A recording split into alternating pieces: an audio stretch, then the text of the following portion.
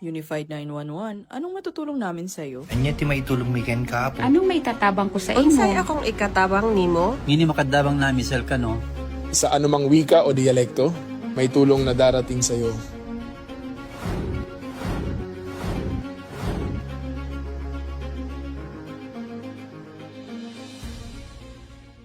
Lilingkod sa bawat Pilipino at magbibigay ng tamang impormasyon para sa tahimik at maayos na Pilipinas. Police News Network, alagad ng batas, tagapagtaguyod ng balitang pulis, sandigan ng mamamayan, patnubay ng katotohanan. La Campo Crame, maghahatid ng pinakahuling kaganapan at nagbabagang balita. Ito ang PNN Police News Network. At ngayon, ang inyong mga tagapagbalita.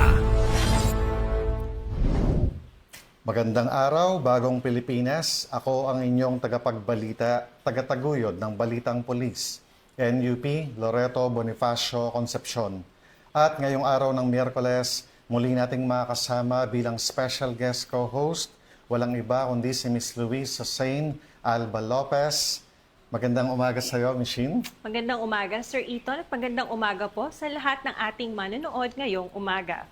Huwag po nating kalimutang i-like, i-follow at i-subscribe ang page ng Philippine National Police, Police Community Affairs and Development Group, PIGAG Tagapag-Ugnay at Police News Network. Kami po ay maghahatid sa inyo ng tamang balita, kwento ng pulis at serbisyo para sa mamamayan at ito ang PNP News Online. Ang pangunahing balita ng Police News Network, alagad ng batas, tagataguyod ng Balitang Pulis.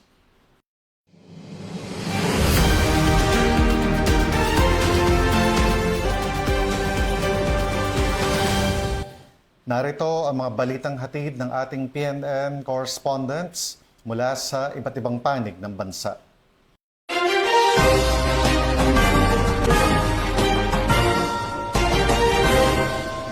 Isa na namang malaking halaga ng hinihinalang iligal na droga ang nasamsam ng mga otoridad. Mahigit 1.36 na milyong piso na halaga ng hinihinalang shabu ang nakumpiska mula sa isang drug suspect sa isinagawang operasyon sa Paracale, Camarines Norte. Ang buong detalye ng report mula kay Police Staff Sergeant Cecilia Caudilla. Matagumpay na ipinatupad ng mga operatiba ng Special Operations Unit 5 ng Philippine National Police Drug Enforcement Group, katuwang ang Paracale MPS at iba pang law enforcement units. Ang search warrant na nagresulta sa pagkakaaresto ng suspect na kinilalang si alias Maylin, 51 anyos at residente ng naturang barangay. Sa operasyon, nakumpiska ang kabuang 108 sachet ng hinihinalang shabu at iba't ibang drug paraphernalia. Ang mga nakuhang illegal na droga ay may kabuang tinatayang timbang na 200 gramo at standard drug price na 1,360,000 at 60,000 piso o 1.36 million. Isinagawa ang paghahalugog sa presensya ng mga mandatoryong witnesses mula sa barangay at media, habang ang buong operasyon ay naitala gamit ang dalawang alternative recording devices alinsunod sa umiiral na mga alituntunin. Isinagawa ang inventory at pagmamarka ng mga nakumpiskang ebidensya bago isinumite ang mga ito sa Camarines Norte Provincial Forensic Unit para sa laboratory examination. Ang suspect ay nahaharap sa kasong paglabag sa Republic Act No. 9165 o Comprehensive Dangerous Drugs Act of 2002. Patuloy namang nananawagan ang Camarines Norte Police Provincial Office sa publiko na makiisa sa kampanya laban sa iligal na droga sa pamamagitan ng pagbibigay ng tawang impormasyon at pakikipagtulungan sa mga autoridad upang mapanatili ang isang ligtas, mapayapa at drug-free na komunidad. Mula po dito sa Camarines Norte Police Provincial Office, ako po si Police Staff Sergeant Cecilia Caudilla, nag-uulat para sa Police News Network, bagong PNP para sa bagong Pilipinas. Serbisyong mabilis, tapat at nararamdaman. Maraming salamat, Police Staff Sergeant Cecilia Caudilla. Tagumpay ang ikinasang law enforcement operation ng mga otoridad matapos maaresto ang isang wanted terrorist sa Mamasapano, Maguindanao del Sur. Kasabay nito, nakumpiska rin ang mga baril, bala at mga pampasabog na umano'y nasa pag-iingat ng suspect. Ibabalita yan ni Patrolwoman Cherilyn Calumpita.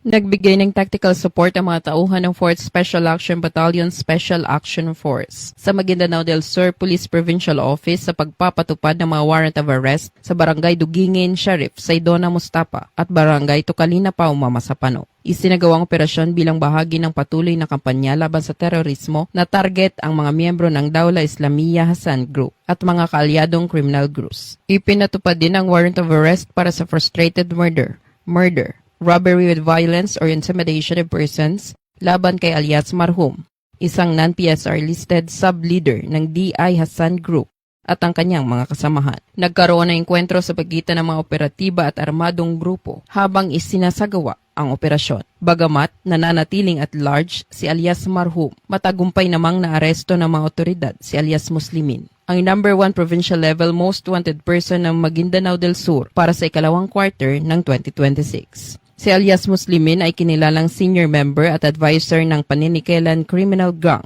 na konektado sa Dawla Islamiyya Hassan Group. Iniuugnay rin siya sa pananambang sa mga tauhan ng PNP sa Sheriff Agwak noong March 28, 2026 at isa sa mga suspect na sangkot sa SUP 44 Mamasapano incident. Kasama ring naaresto si alias Aisa, 36 years old, asawa ni alias Muslimin. Sa operasyon na sumsam din ang 4 na caliber 5.56 rifle, isang caliber 7.62 M14 rifle, 3 improvised explosive devices, at isang itim na Suzuki minivan. Nasa kustodiya na ng Sheriff Saidona Mustapa Municipal Police Station ang mga naarestong individual at lahat ng nasamsam na ebidensya para sa dokumentasyon at tamang disposisyon. At mula dito sa headquarters sa Fort Santo Domingo, Santa Rosa City, Laguna, ako si Patrolwoman Sherilyn Kalumpita, nagbabalita para sa Police News Network.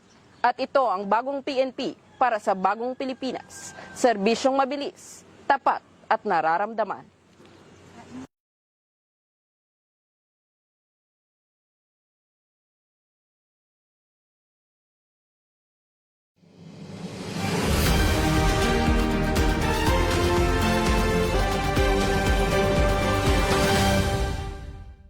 Salamat, Patrolwoman Kalumpita. Matapos ang matagumpay na pagtupad sa kanilang tungkulin sa seguridad ng SONA 2026, mainit na sinalubong at kinilala ang mahigit 300 personnel ng Isabela Police Provincial Office sa kanilang pagbabalik sa lalawigan. Yan ay ibabalita ni Patrolwoman Maria Senyora Agbuya. Mainit na sinalubong at tinanggap ni Police Colonel Manuel B. Bringas, Provincial Director ng Isabela Police Provincial Office, ang 300 personnel ng Isabela PPO CDM contingent sa Camp Lieutenant Rosauro D. Toda Jr., Baligatan City of Ilagan, Isabela. Ito lamang ika-28 ng Hulyo taong kasalukuyan, matapos nilang matagumpay na maisakatuparan ang kanilang deployment para sa ika-5 State of the Nation address ng ating Pangulong Ferdinand Marcos Jr.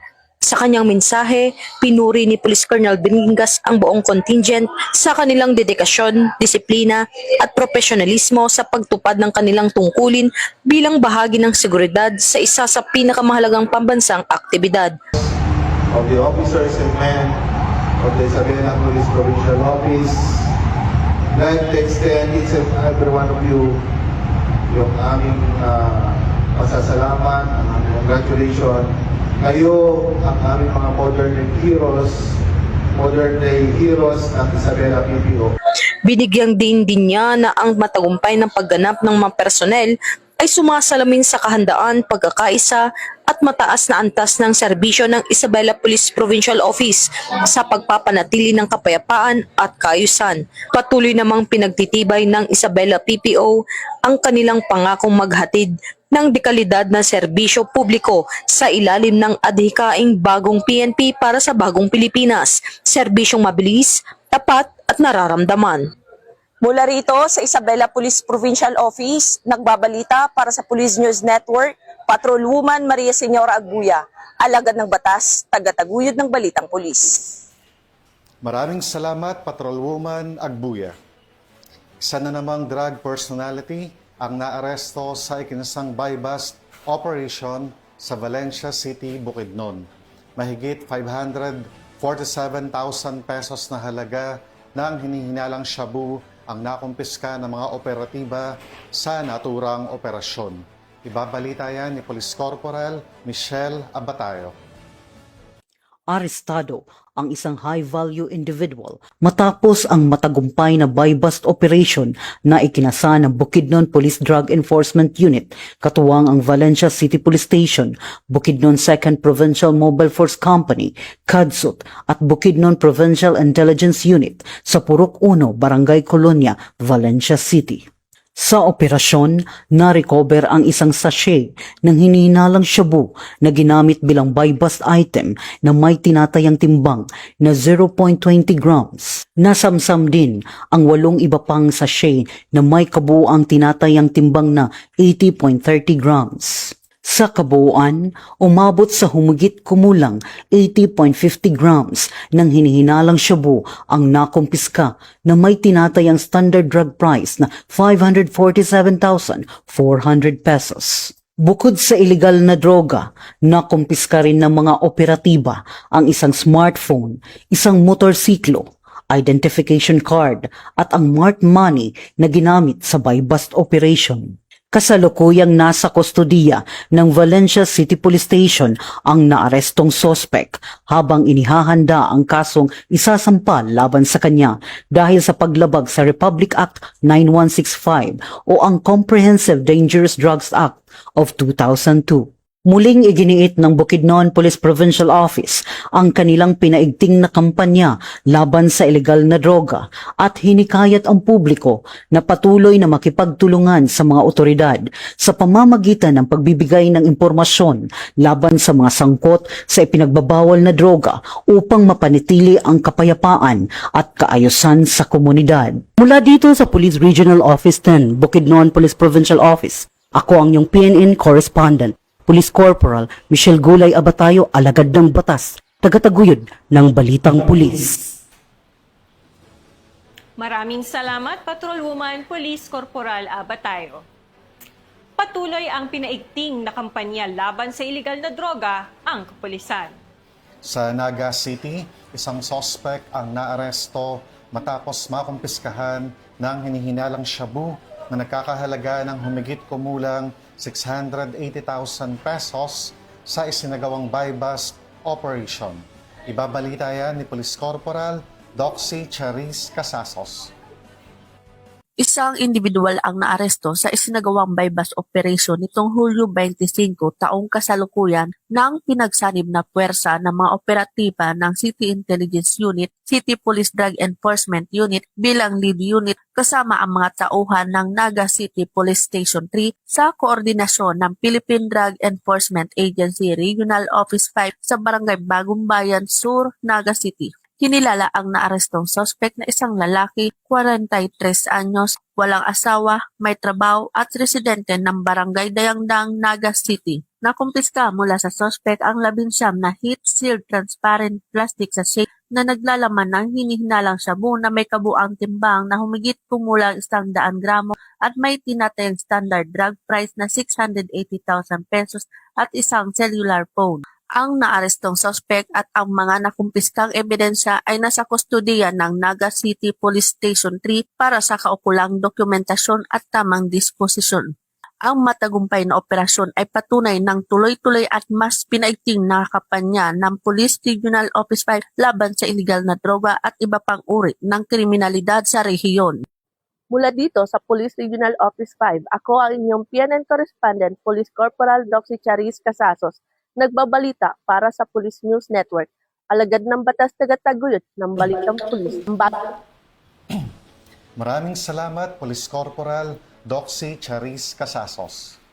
At yan ang mga balitang nakalap ng ating PNN correspondents mula Luzon, Visayas at Mindanao.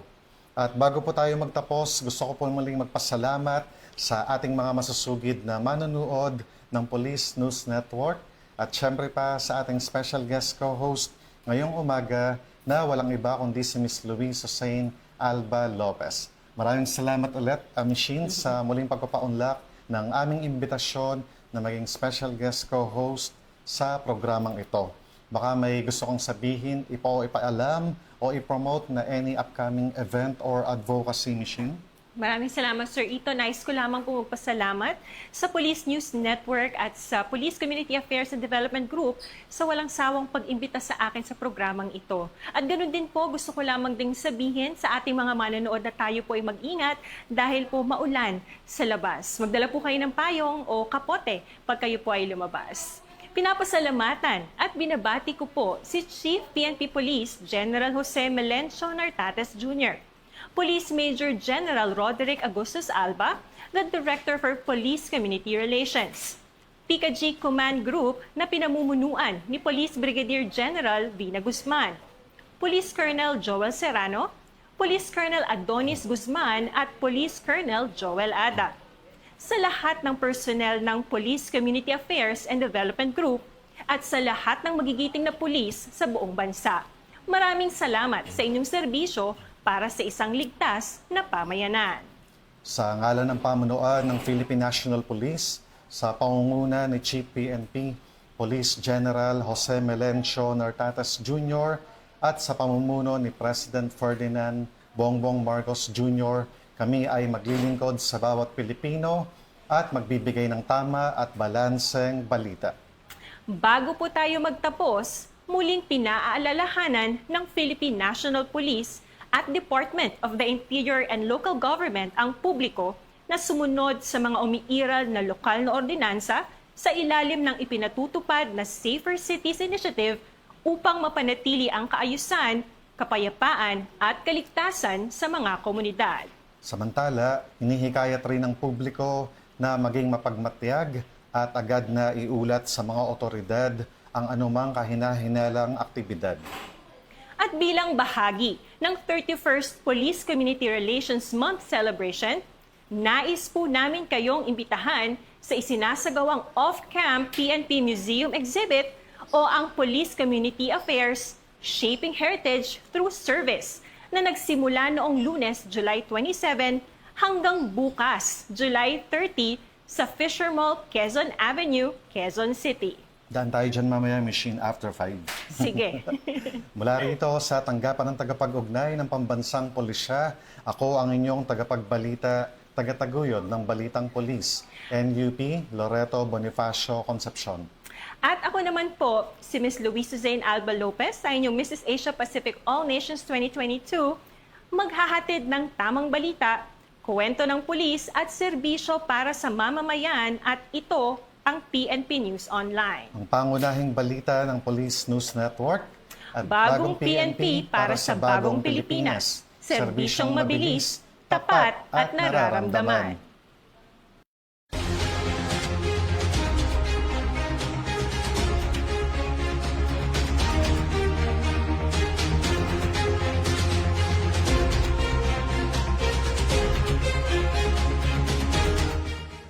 Police News Network, alagad ng batas, tagapagtaguyod ng balitang pulis.